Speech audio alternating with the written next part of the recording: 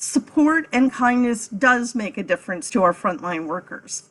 During this pandemic, our frontline workers, especially registered respiratory therapists, have worked tirelessly with their patients, and it's tough on them both physically and emotionally. We've asked our University of Cincinnati students and alums about their struggles and the kindness and support they have received from their hospitals and their communities.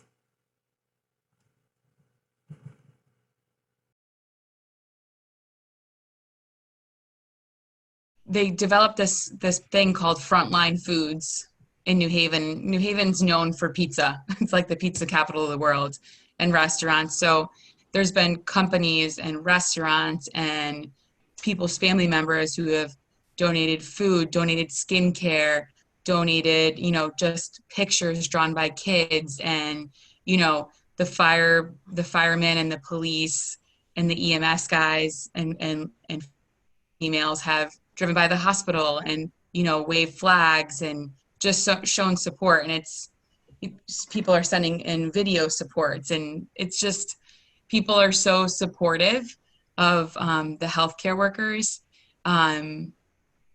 It's nice, but it's scary too that people actually have to go through something like this. I think the hardest part of this whole situation is that these patients are alone, and the only interaction they have with their family members is through FaceTime. The only time their family members are allowed to come in is if we are withdrawing support on them, and they allow 2 family members to stay for half an hour. And that's all they get, which is hard in itself.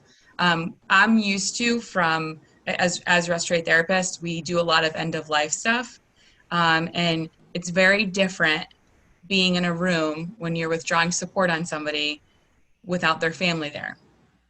And the hardest part about that too is that we're not really allowed to stay in the room after because it's an aerosolized procedure to remove the breathing tube.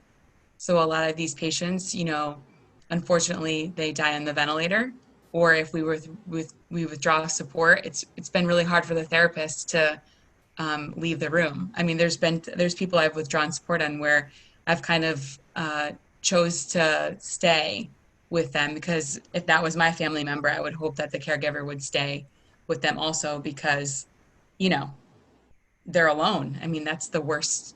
It's the worst part of it all.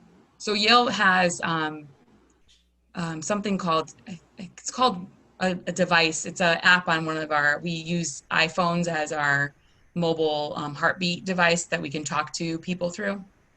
And there's an app called Rover where we can FaceTime into the room. And they've had iPads donated so that patients can FaceTime their families if they don't have a phone available to do that.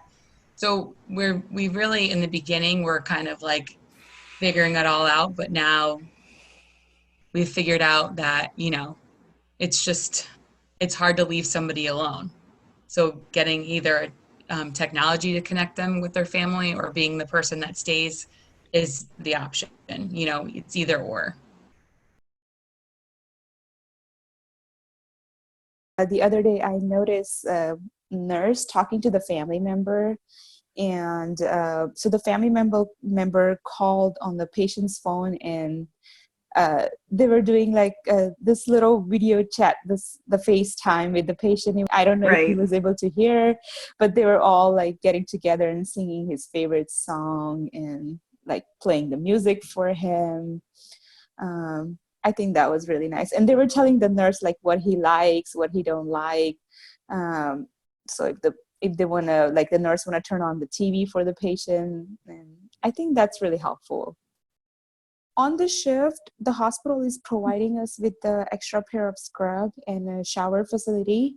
So we change into the scrubs, and before we go home, we can return those scrubs to the hospital and take a shower before we go home.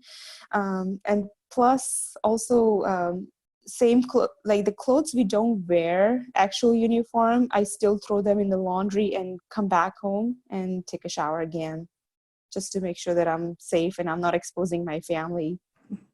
I do feel like the respiratory therapists are the unseen heroes in this situation. We're trying to change that. It's been amazing to see some of these therapists. You really get to see where people's hearts are at in this. There was a therapist, the two therapists that were over there, there was a patient who was deaf. Her husband wanted to come see her but couldn't. And so they made a huge sign. He said he was going to come. So she was going to flash her blinds to her husband. And so the therapist, when they got to come over back to the real world over, out of COVID land, they made her a big sign to put up, in the window so her husband could find her. I mean, there's been a lot of acts of kindness that are unseen, I think, within these units, because these people are very much isolated. They're alone. They die alone. They're very lonely. It's very lonely. And Yeah, I bet. so it's a different world. And I think healthcare is going to be very different after this.